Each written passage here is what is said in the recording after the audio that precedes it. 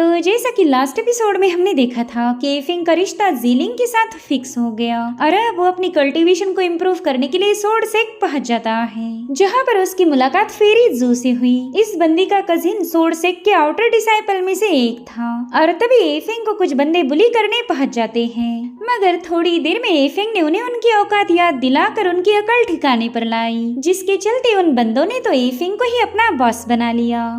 अब आगे तो इस एपिसोड की शुरुआत में हम एफिंग को देख पाते हैं, जिसके सामने दो रास्ते थे, एक था इनर डिसाइपल के लिए और एक था आउटर डिसाइपल के लिए। तो एफिंग अपने चमचों से कहने लगा कि तुम तो मुझे गलत डायरेक्शन ले जा रहे हो, मैं स्वॉर्ड सेक का आउटर नहीं बल्कि इनर डिसाइपल बनना चाहता हूँ। जिस पर वो बंदे कह रहे थे कि बॉस आपके पास जो रिकमेंडेशन लेटर है उस पर तो कुछ अलग ही लिखा हुआ है। दरअसल ये रिकमेंडेशन फिनिक्स गर्ल फेंग जियो ने किया था। उस बंदी ने स्वॉर्ड सेक के स्टीवर्ड को लिखा था कि एफिंग मेरे एक पुराने दोस्त का बेटा है, उसके पास काफी अच्छा एप्टीट्यूड होने की वजह से मैंने उसे स्वॉर्ड सेक ज्वाइनिंग के लिए भेज दिया, तो उसे आपके सेक का हिस्सा बना लीजिए, मगर उस बंदे पर कड़ी नजर रखना, उसे जल्दी से इनर डिसाइपल के तौर पर एडमिशन नहीं मिलनी चाहिए। ये बंदा काफी ज्यादा चालाक और गुस्से वाला है, तो मैं चाहती हूँ कि आप इसकी अकल थोड़ी सी ठिकाने पर लाए। अब इस रिकमेंडेशन टोकन को देखते साथ ही एफिंग को तो फेंग जियो पर काफी ज्यादा गुस्सा आ रहा था और दिल ही दिल में कहने लगा कि बस अगली बार हमारी मुलाकात होने दो, मैं तुम्हारी वाट लगा दूंगा। और तभी उसके गुस्से को भापते हुए उसके चमचे उससे पूछने लगे कि बॉस एफिंग, कहीं आपके साथ किसी ने कोई स्कैम तो नहीं कर दिया? आप बस हमें उसका नाम बता दीजिए, हम उसका मार मार के भरता बना देंगे। आखिर उस पर्सन की इतनी हिम्मत कैसे हुई कि वो हमारे बॉस के साथ स्कैम करे? जिस पर एफिंग कह रहा था कि कोई बात नहीं, वैसे भी हम फिलहाल इतने ताकतवर नहीं कि उस बंदी का मुकाबला कर सके, सही समय आने पर मैं उसे काफी अच्छा खासा सबक सिखाऊंगा। और उतने में वहाँ पर एक बंदे की एंट्री हो गई। उसे देखकर ही फेरी जू तो काफी ज्यादा खुश हो गई थी। वेल, इस बंदे का नाम था सुचेन और ये फेरी जू का कजिन है। साथ ही स्वॉर्ड सेक में इसकी काफी अच्छी रेपुटेशन थी। इनफैक्ट ये तो स्वॉर्ड सेक के टॉप 10 आउटर डिसाइपल्स में से एक था। तो फेरी जू काफी ज्यादा खुश होकर एफिंग को अपने कजिन से मिलवाने लगी। वहीं पर एफिंग को भी अपने चमचों की हरकतें देखकर ही पता चल गया कि सुचेन काफी ज्यादा पावरफुल होगा, तो वो भी सुचेन को ग्रीट करने लगता है। मगर सुचेन का उसके साथ काफी कोल्ड बर्ताव था। वो फेरी जू को बताने लगा कि एल्डर काफी देर से तुम्हारा इंतजार कर रहे हैं, चलो मैं तुम्हें हमारे एल्डर के पास ले जाता हूँ।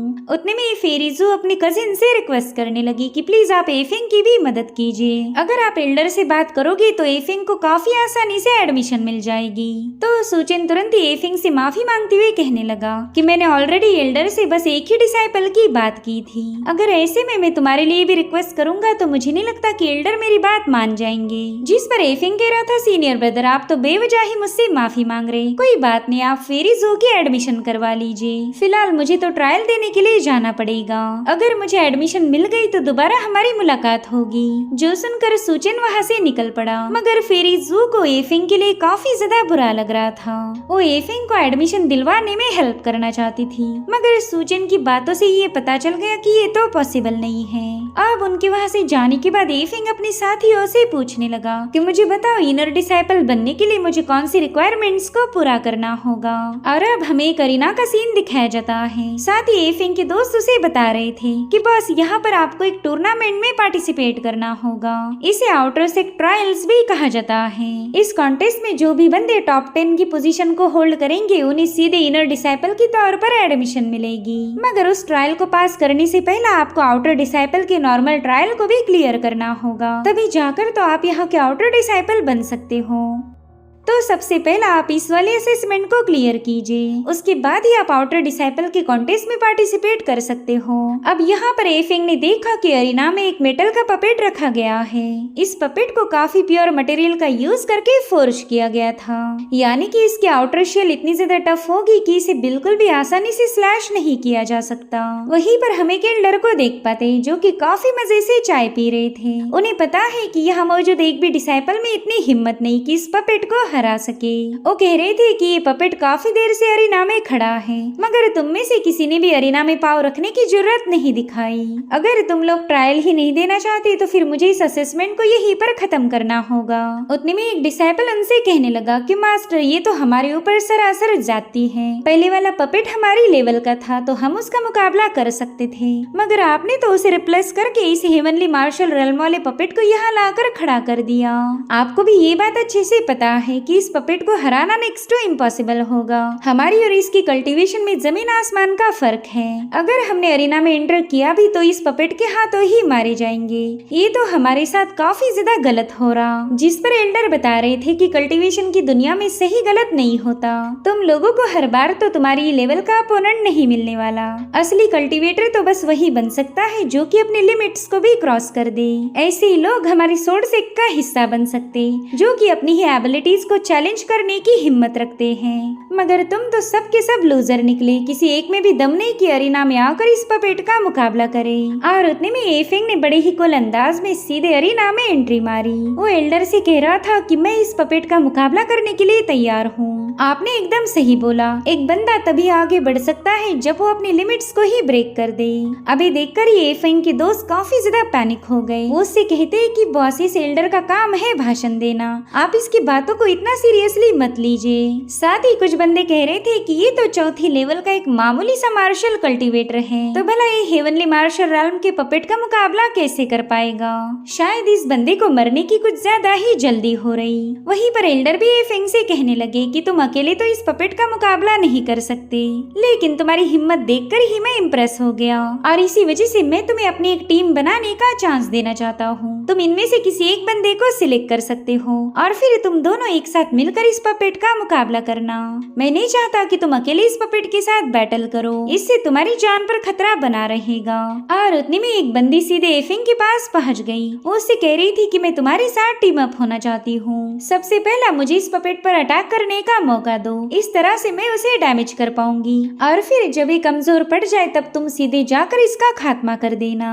और उसी वक्त एल्डर ने अपनी स्पिरिचुअल पावर को उस पपेट के साथ इन्फ्यूज करके तुरंत ही उसे एक्टिवेट कर दिया।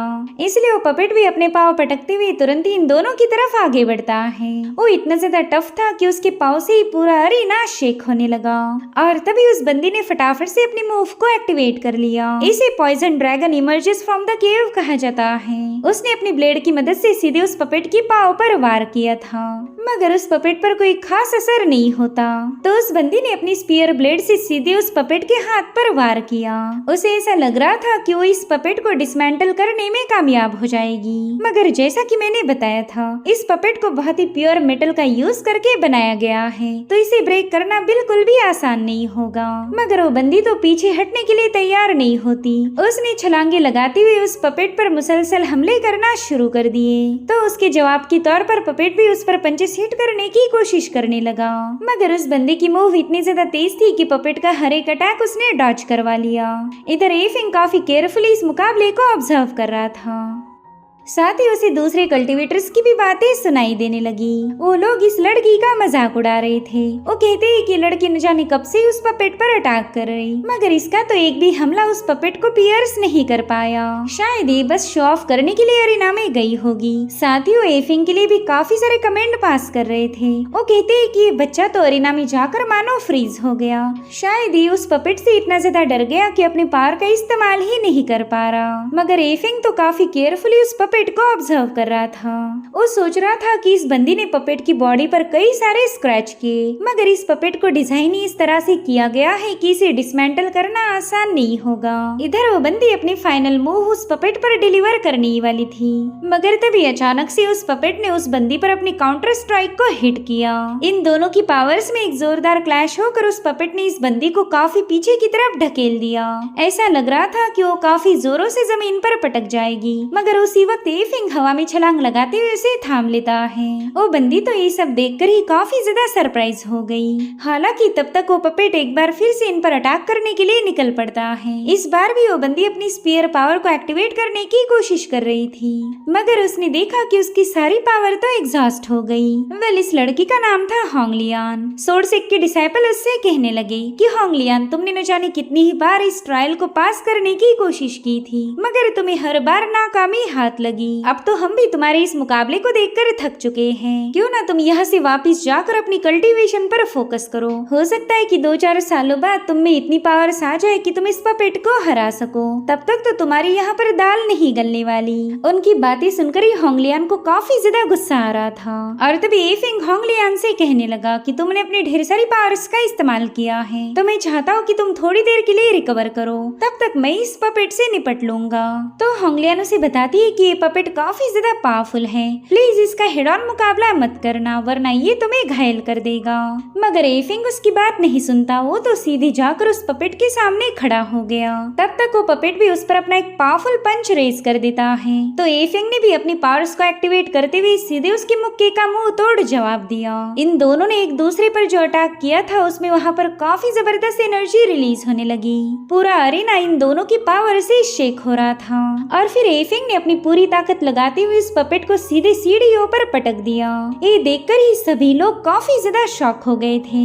एफिंग ने बस इस पपेट को हराया ही नहीं था बल्कि उसे बुरी तरह से डैमेज कर दिया और इसी से उसे टेंशन आ रहा था कि कहीं ये लोग इस पपेट का सारा खर्चा मुझसे वसूल न कर ले। मेरे पास तो एक फूटी कौड़ी नहीं। इसलिए वो खुद होकर ही एल्डर को बताने लगा कि अगर आप चाहते हो इस पपेट का मैं हर जाना भरूं तो मेरे पास एक फूटी कौड़ी नहीं। मगर एल्डर तो उससे काफी ज्यादा इम्प्रेस हो गए। वो खुश होते हुए कहने लगे कि बच्चे तुमने तो इस एग्जाम को पास कर लिया, अपने एक ही फटके में तुमने इतने पावरफुल पपेट को डैमेज किया, ये तो वाकई काबिले तारीफ है। चलो बताओ मुझे तुम्हारा क्या नाम है। जिस पर एफिंग कह रहा था कि मैं एक क्लैन का सर्वेंट एफिंग हूँ। तो एल्डर तुरंत ही उसे विनर घोषित करते हुए सबको बताने लगे कि एफिंग अब हमारे सोर्ड सेक्ट का आउटर डिसाइपल बन चुका है और इसे आउटर सेक्ट की सबसे पावरफुल यानी कि हेवनली क्लास में एडमिशन मिलेगी। साथ ही रिवॉर्ड के तौर पर मैं इसके इस महीने के कल्टीवेशन रिसोर्सेज को डबल करने वाला हूँ। हमारा सोर्ड सेक्ट ऐसे जीनियस बंदों को कभी निराश नहीं करता। सो इस तरह से एफिंग ने अपने बस एक ही पंच में तीसरी लेवल के हेवनली मार्शल पपेट को शैटर किया था। वहीं पर एफिंग के फॉलोअर्स भी उसे देखते साथ ही काफी ज्यादा इम्प्रेस हो गए। वो कह रहे थे कि हमारा बॉस इतना पावरफुल होगा ये तो हमने इमेजिन भी नहीं किया था। इन्हें तो हेवनली क्लास में एडमिशन भी मिल गई और इनके रिसोर्सेज भी डबल हो गए। ऐसी स्पेशल ट्रीटमेंट आज तक किसी को भी नहीं मिली थी। कुछ कल्टीवेटर्स एफिंग से इम्प्रेस हो गए और कुछ लोगों को उससे जेलसी फील होने लगी, खास करके आउटर सेक्ट के पुराने डिसाइपल्स। आगे चलकर एफिंग उनके लिए एक पावरफुल कंपटीटर बनने वाला था। वहीं पर एफिंग एल्डर से कहने लगा कि इस मुकाबले में मैं होंगलियान के साथ टीम अप हुआ था। अगर मैंने ये मुकाबला जीता है तो होंगलियान भी इसकी बराबर की हिस्सेदार है। मैं आपसे रिक्वेस्ट करता हूँ कि आप होंगलियान को भी सोर्ड सेक्ट के डिसाइपल बना लीजिए। होंगलियान को तो लगा ही नहीं था कि ये बंदा उसके लिए स्टैंड लेगा और वही पर एल्डर को भी ना चाहते हुए एफिंग की बात माननी पड़ गई। तो होंगलियन तुरंत ही एल्डर का शुक्रिया अदा करने लगी, जिस पर एल्डर कह रहे थे कि तुमने मुझे नहीं बल्कि एफिंग को थैंक यू बोलना चाहिए। मैं सिर्फ उसकी बात मानकर ही तुम्हें एडमिशन दे रहा हूँ। तो होंगलियन तुरंत ही एफिंग का शुक्रिया अदा करते हुए कहने लगी कि सीनियर आज के बाद आप मेरा ख्याल रखना। आप वाकई काफी ज्यादा पावरफुल हो। क्या पता आपसे गाइडेंस मिलने के बाद मैं भी थोड़ी बहुत पावरफुल बन जाऊँ। तो एफिंग ने भी इसके लिए हाँ बोल दिया।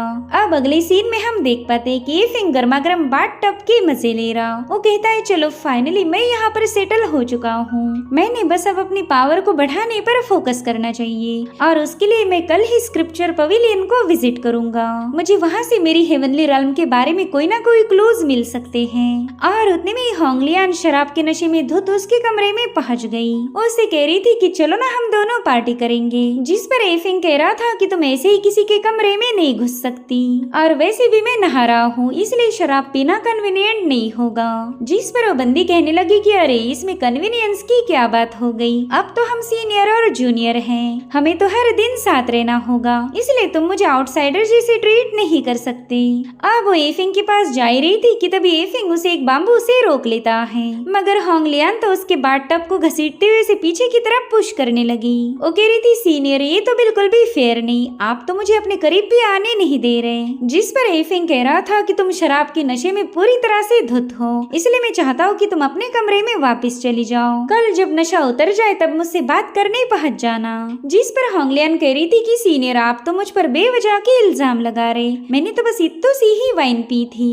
अरे अब उस बाम्बू को ब्रेक करते हुए वो सीधे एफिंग के पास पहुँच गई। वो उसे इमोशनल होकर बताती है कि मेरा बचपन से कोई दोस्त नहीं रहा, कोई मुझे पसंद नहीं करता, मगर तुम सबसे अलग हो, तुमने सबके सामने मेरे लिए स्टैंड लिया। सच सच बताओ तो तुमसे मिलकर मैं काफी ज्यादा खुश हूँ, वरना दूसरे बंदों ने तो हमेशा ही मुझे परेशान किया है। अब उसकी बातें सुनकर एफिंग भी थोड़ा सा इमोशनल हो गया। वो होंगलियन से कहता है कि आज के बाद तुम्हें फिक्र करने की कोई जरूरत नहीं, मेरे होते हुए कोई तुम्हें बुली नहीं कर सकता, जो भी तुम्हें परेशान करेगा वो मेरे हाथों मार खाएगा। अभी सुनते साथ ही होंगलियन और भी ज्यादा खुश हो गई, मगर वो एफिंग से कुछ कह पाई इससे पहले उसने एफिंग के बाथ टब में उल्टी कर दी। अभी देखकर एफिंग की आवाज उस पूरे इलाके में गूंजने लगी। वो कह रहा था, होंगलियन जल्दी से मेरे कमरे से दफा हो जा।